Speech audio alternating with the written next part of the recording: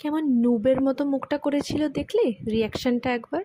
Hello everyone, birthday part 2 নিয়ে চলে এলাম তোমাদের কাছে। আর ভাইকে তো সারপ্রাইজ হতে তোমরা অলরেডি দেখেই ফেললে। আমরা এবার পুরো অ্যারেঞ্জমেন্টটা করেছিলাম অপূর্ব স্টুডিওতে।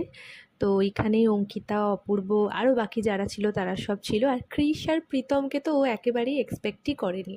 ওকে কিছু সারপ্রাইজ দিতে গেলেই না অলওয়েজ ও বলবে আমি তো এটা আগে থেকেই জানতাম, আমি তো এটা বুঝতেই পেরেছিলাম। কিন্তু সিরিয়াসলি এইবারে ও একেবারেই বুঝতে পারেনি, সেটা ওর রিয়াকশান দেখে তোমরাও আশা করি বুঝতে পারছো।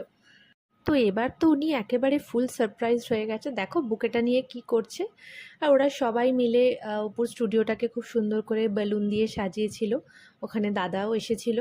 আর আমরা তো সবাই ছিলামই। সুন্দর করে একটা কেক অর্ডার দেওয়া হয়েছিল, সেই কেক এবং সাথে গিফটস এবং পুরো অ্যারেঞ্জমেন্টটা দেখে ও তো বিশাল খুশি। কারণ ভাই একটা এমন প্রাণী যাকে প্রতিবার সারপ্রাইজ দিতে গিয়ে আমরা ফেলিয়ার হয়ে যাই। মানে কিছু না কিছু করে ও সত্যিই বুঝে যায়, না কি করে ভগবানই জানে। বাট এইবারে আমাদের পুরো টিম কিন্তু সাকসেসফুল হয়ে গেছে।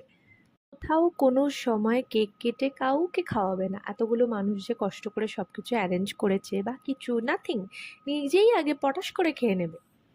আর আমার বর বেচারা তো দিল্লি থেকে অ্যাক্সিডেন্ট করে ফিরেছে, তো ভাঙা পা নিয়েই শালাবাবুর জন্য সব কিছুতে পার্টিসিপেট করলো। কি করা যাবে, একটাই মাত্র শালা। তো কেক টেক কেটে মোমবাতি টোমবাতি নিভিয়ে সুন্দর করে তো বার্থডে পালন হলো।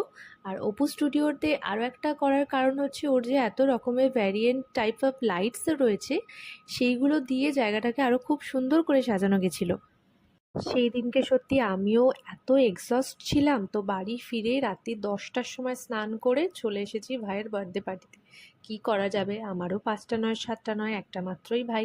আর এই কেকটার না একটা অদ্ভুত জিনিস ছিল, মানে সাইডগুলোতে তোমরা দেখে বুঝতে পারছো কতটা আমি জানি না, ছোট ছোট পাতলা পাতলা কাগজের মতো, যে কাগজগুলোও কিন্তু ইটেবল, মানে খুব সুন্দর, মানে অদ্ভুতই ধরনের একটা কেক।